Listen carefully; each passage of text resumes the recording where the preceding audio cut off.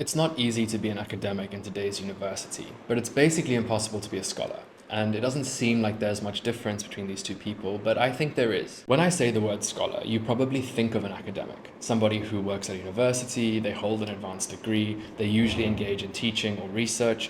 And why shouldn't you? Why shouldn't the idea of a scholar and an academic be linked? After all, they both have a relationship to knowledge. I am not an academic, but I do consider myself to be a scholar. And the distinction between these two people, I think, lies in how they conduct their relationship to knowledge. If you want to work with knowledge, if you like research, if you want to satisfy your curiosity, then the easiest way to do that is to become an academic. It's one of the only professions where a desire to know can get you paid. I personally believe that we pursue knowledge because we can. The pursuit of knowledge is an end in and of itself. Of course, knowledge is useful. It would be silly to ignore that fact, but it's not only useful. It's also fun to amplify your cognitive abilities. It brings pleasure, it brings joy. And to me, this pursuit of knowledge, motivated by this desire for satisfying your curiosity, for finding joy, finding pleasure in it, that pursuit is scholarly. And this scholarly desire is what brings so many people to academia in the first place. But the reality is, a university today is no longer a place where you can just pursue knowledge. It's actually an institution that plays a central role in the knowledge economy. And this is where the difference between an academic and a scholar arises. Participation in this knowledge economy is what drives the academic and the scholar apart. Karl Marx wrote that knowledge would blow capitalism sky high, and he was right. Knowledge, information, ideas are important sources of value in today's economy, alongside more classical resources like land and labor, etc. Universities have long been a place where knowledge is produced, but as knowledge took on a role of a productive economic asset, universities also became sites of value creation. And in the 1960s, neoliberal economic philosophy emerged and began to change how we understood value to be created in the economy. Where does value come from, basically, is what it changed. Now, I know that neoliberalism is poorly defined and it's a very broad term, but in the context of this video, I think its most important features are, number one, its encouragement of privatization. Number two, the belief that competition leads to improvement. And number three, the privileging of the individual. But perhaps the most important is the profit-seeking ethos of business, which links financial reward to value creation. In other words, the true value of something is indicated by the price that somebody is willing to pay for it. This brings me to the central claim of the video. By participating in a knowledge economy, framed by neoliberal logics, the scholar is suffocated out of the academic. Under these conditions, the academic is transformed into a knowledge worker whose work must generate financial value, and the value of knowledge is then determined by the market based on its utility and the financial reward that can come from it. Which brings us to part two. Once you graduate from your doctorate, your career depends on publishing research papers fast. Do not waste time with idle questions that cannot be reduced to scientific terms. This would be betraying your sole duty, the advancement of knowledge. Research needs to service industrial progress, producing knowledge rapidly to drive the development of techno-scientific products that will yield profit in the economy. What becomes of the knowledge after it's been produced is not a matter of scientific interest. The goal is to produce knowledge. Asking what happens with this knowledge once it's made is the kind of question that only slows science down. The fact is, we produce and discard knowledge in the same way that we produce and discard clothes in fast fashion. Individual facts and truths are produced, a publication materializes, and then we all move on, without any sense of ownership or a sense of responsibility towards the knowledge that they produce. The academic becomes alienated from their outputs. They don't care what happens to knowledge when it gets produced. All that matters is that it does get produced. As if being reduced to a simple producer is not enough, the academic must then participate in a publishing system which is extremely competitive and measures their output. In our current system, knowledge is something to be produced, packaged, and counted. And in order to be successful, an academic must produce publications. But the reality is that producing knowledge and producing publications is not the same thing.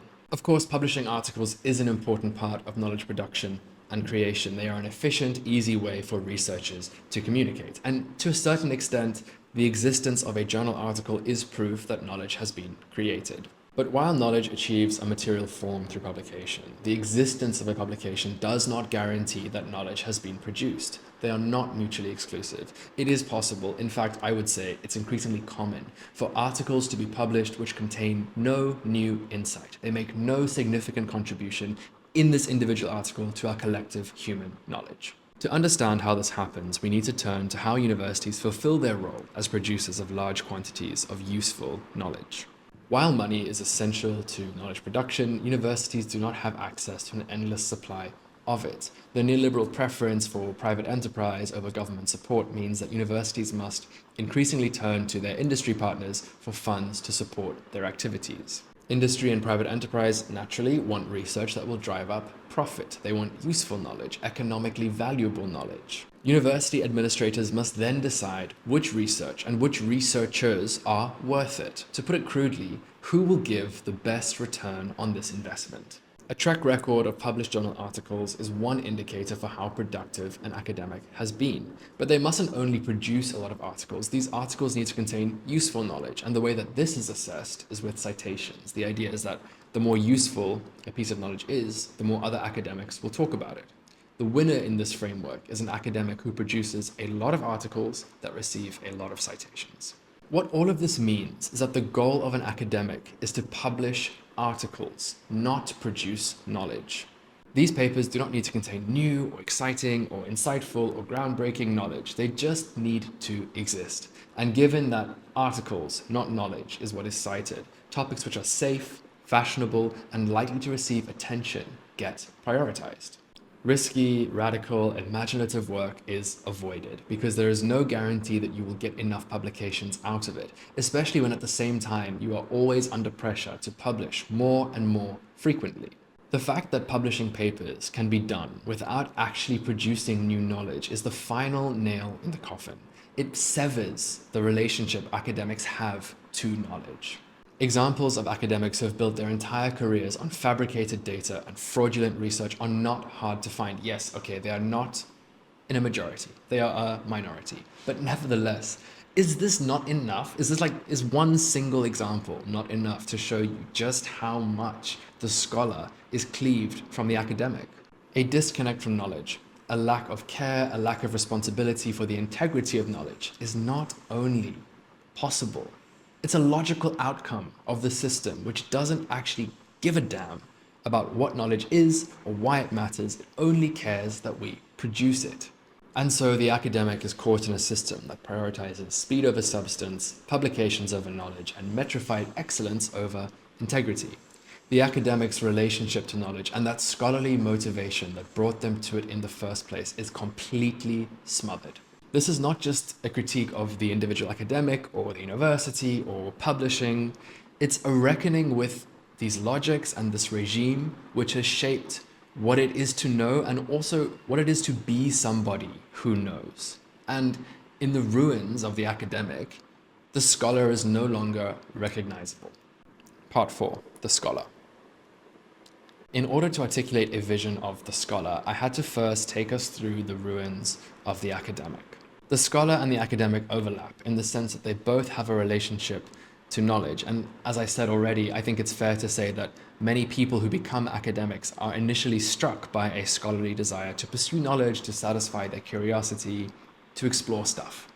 But there are things that the scholar does not share with the academic, and there are things that an academic must do under pressure for survival, which lead them to suffocate the scholarly desire within themselves. And academic scholarly qualities are eroded, not of their own volition, but because of the rules and the logics and the pressures which govern their work. The scholar cannot thrive under conditions where their relationship to knowledge is one of incessant production. We seek knowledge about the world because we are entangled with it. We live in relation to the world that we want to know. This relational way of knowing and the care, the joy, the pleasure that it brings is what a scholar holds on to, and is also what is torn from the academic. So here's the Scholar Manifesto. The scholar resists the instrumentalization of knowledge. They resist the reduction of knowledge to merely a tool. Knowledge does have a function, and it often proves useful, but it's not only useful. It is also joyous, stimulating, difficult. The scholar takes pleasure in these aspects of knowledge. The scholar knows that to produce knowledge is not fast, and that knowledge is not disposable. The scholar does not produce and discard, extract and abandon. Slowness is not a luxury, but a condition of scholarship. The root of the word scholar, schole, meant free time, the opposite of busyness. And despite what the neoliberal knowledge economy says, The slowness of the scholar is not a waste of time. Uncertainty, messiness, risk, all of these things which slow scholarship down are not a problem. They are a feature of scholarship. Finally, the scholar is unbothered by demands of objective excellence. They do not measure their work by volume or how many citations it attracts. They don't write to be counted. They write, they produce, they think, they create in order to add something meaningful to humanity's collective knowledge. A scholar is a steward of knowledge who assumes a duty of care for it and a responsibility for the knowledge that they produce. The academic and the scholar are not mutually exclusive. Of course they're not. You can be an academic and a scholar, but the academic must resist the forces of speed, competition, objective, metrified excellence in order to protect the scholar within. This definition of a scholar and their practices is incompatible with the neoliberal knowledge economy as it stands. So if a scholar can't operate within a neoliberal knowledge economy, where can they operate? To say this idea is underdeveloped is a complete understatement, but the core principle would be to stop seeing knowledge as something to be exploited and instead to see it as something which creates the possibility for connection.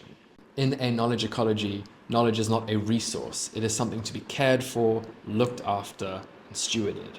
This idea of a knowledge ecology is, as I said, underdeveloped, but it is what forms the foundation of my view of scholarship and how I conduct my independent scholarship.